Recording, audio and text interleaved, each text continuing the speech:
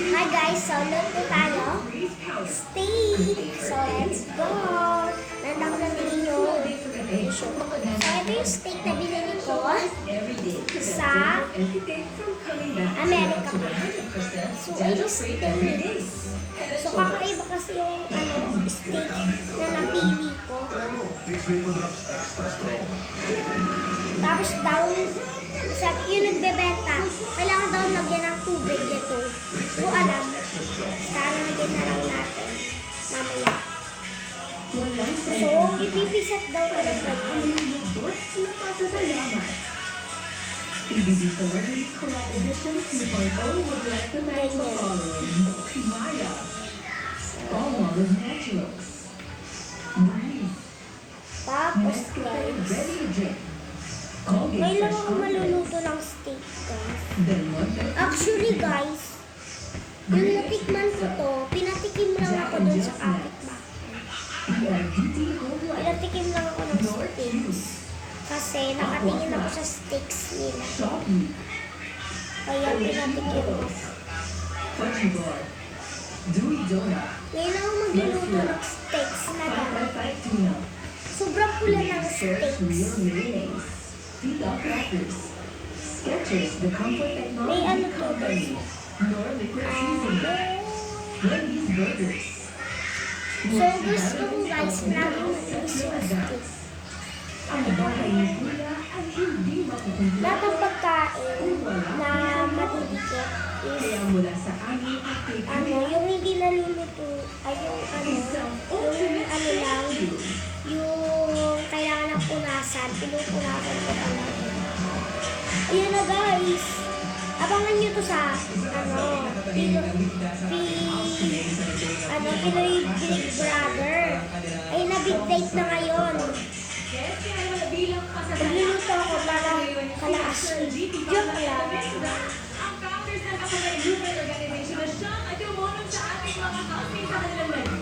Kailangan pisang-pisang. Maraming salamat. Okay, so po nais po namin tanggapin nyo ang 200,000 pesos. Ito po ay bahagi naligo po nating housemates sa kanilang kamamasko po at PBB Mr. Weekly Pass.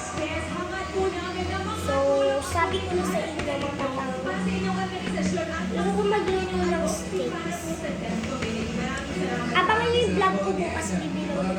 Mura lang naman yung steak doon, 62. Yung steak, kasi maliit na lang. Gusto ko yung maliit kasi hindi ko naman nauubos agad yung steak.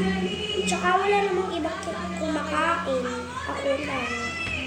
Kaya, gusto ko maliit kasi pagdating ng umaga, hindi na ako kumakain. So guys, paparating na sila. Kailangan ko na ito matapos. Hanggang dulo.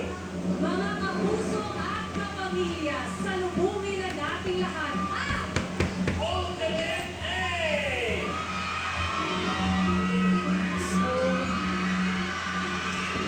So siguro, mamaya na ulit natin. Ayun sila. Pa, yan na. Ayun na. Pa!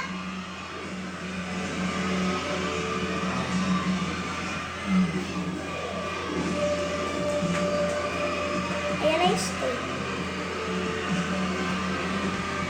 Okay na.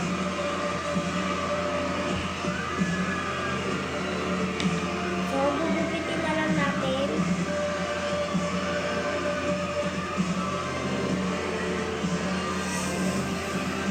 Sana si Caprice. Sino may boto sa Caprice? I-follow nyo ako. Ay, sino may boto kay Crystal and Caprice? I-follow nyo ako. Kay Crystal at saka kay Caprice. I-follow nyo.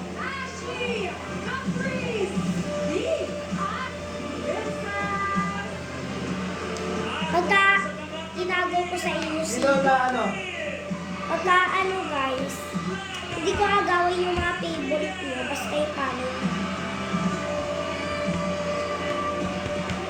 Sa TV. Sino mga gusto nyo doon? Aagawin ko pag hindi na ko pinalo. Naiiyak sila. So, tapos na ako magpunas. Ako yung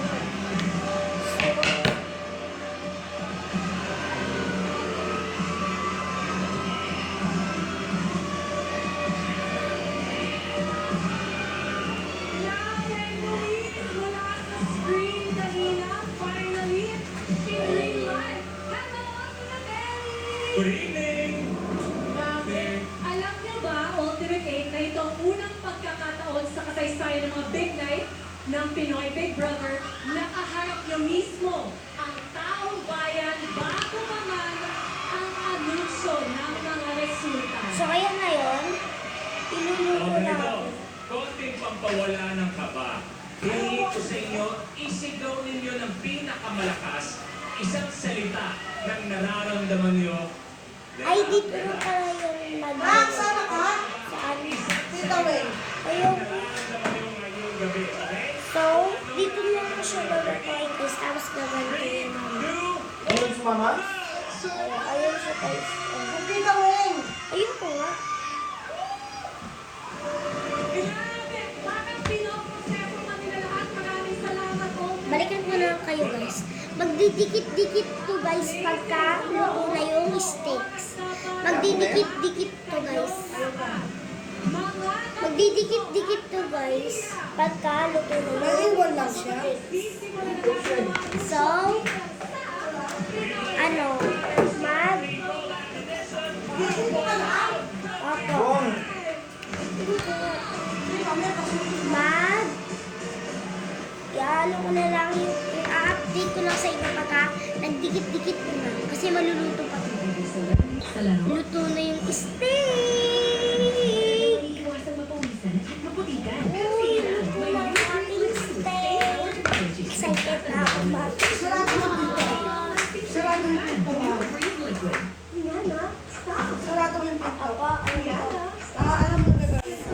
Ayan, yung steak, favorito ko talaga sa mga. Simulan na tikman ko sa kanila. Tignan ko parang gusto ko lang. Ayun.